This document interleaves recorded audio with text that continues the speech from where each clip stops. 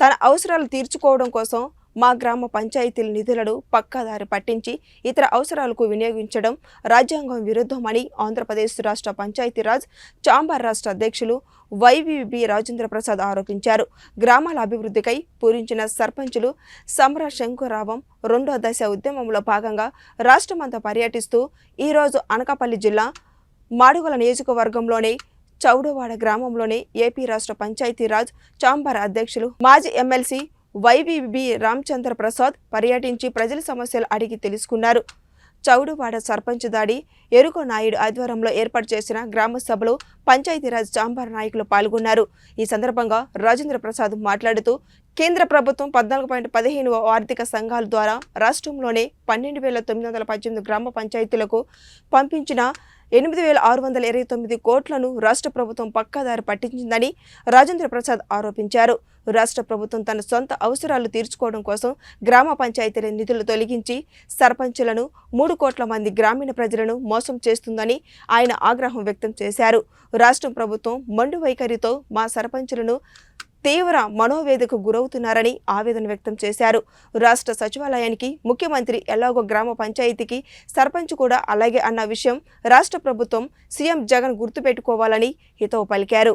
ఇప్పటికైనా రాష్ట్ర ప్రభుత్వం తన మొండి వైఖరి వీడియో సర్పంచులు న్యాయబద్ధమైన డిమాండ్లను పరిష్కరించకపోతే రాబోయే రోజుల్లో సర్పంచ్ అంటే ఏంటో ఆ ప్రభుత్వానికి తెలియజేస్తామని ప్రభుత్వాన్ని హెచ్చరించారు. ఈ సమావేశంలో రాష్ట్ర సర్పంచులు సంఘం అధ్యక్షురాలు వానపల్లి లక్ష్మీ ముత్యాలరావు, పంచాయతీరాజ్ చాంబర్ ఉపాధ్యక్షులు ఏజర్ల వినోదరాజు, పంచాయతీరాజ్ చాంబర్ ఉపాధ్యక్షులు పాల్గొన్నారు.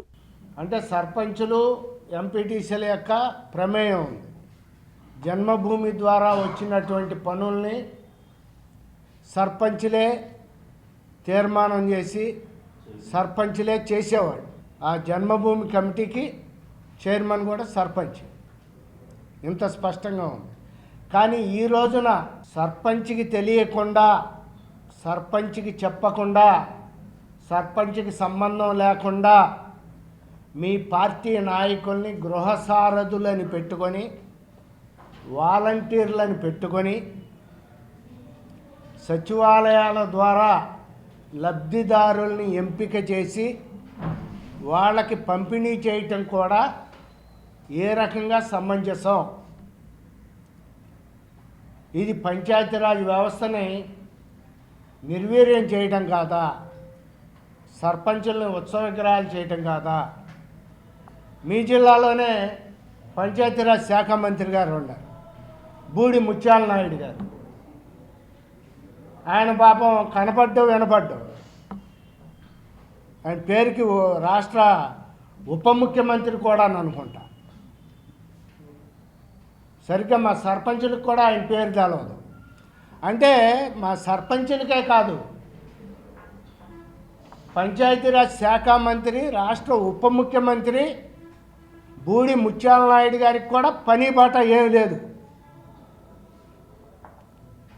ఆ నియోజకవర్గంలో కూర్చుని ఇక ఊరినే ఆయన ముచ్చట్లాడుకుంటూ ఉంటారు. నిన్న మొన్న మీ వైజాగ్ ప్రెస్ క్లబ్లో చూసాం, ప్రెస్ మీట్ పెట్టాడు ఆయన ఛానళ్ళకి. నిన్న టీవీలో చూసాం. ఈయన కదా మన పంచాయతీరాజ్ శాఖ మంత్రి అనుకున్నాం. అది కూడా పంచాయతీరాజ్ శాఖ గురించి, గ్రామాల గురించి, గ్రామీణ ప్రజల గురించి, గ్రామీణాభివృద్ధి గురించి కాదు. అసలు మీరు ఎన్ని జిల్లాలు పర్యటించారు, ఎన్ని గ్రామాలు చూశారు? పంచాయతీరాజ్ శాఖ మంత్రిగా, ఉప ముఖ్యమంత్రిగా మీరు ఏ రోజునైనా పంచాయతీరాజ్ శాఖ గురించి రివ్యూ చేశారా? అభివృద్ధి గురించి